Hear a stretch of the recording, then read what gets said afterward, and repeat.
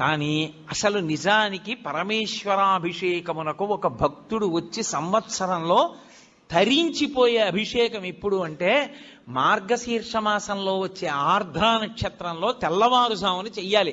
చిదంబరంలో నటరాజస్వామికి చిదంబరంలో మోక్షలింగము అని శంకరాచార్యులు వారు పరమశివుడి దగ్గర నుంచి 5 లింగాలు తీసుకొచ్చారు. ఆ 5 లింగాల్లో ఒక లింగమే ఇప్పటికీ శృంగేరిలో ఉంది. శృంగేరిలో ఉండి భోగలింగం అన్న పేరుతో అభిషేకం చేయబడుతోంది. కంచిలో ఉన్నది యోగలింగం, చిదంబరంలో ఉన్నది మోక్షలింగం. చిదంబరంలో ఉన్న మోక్షలింగానికి ఆర్ద్రాభిషేకము అని ప్రత్యేకం చేస్తారు.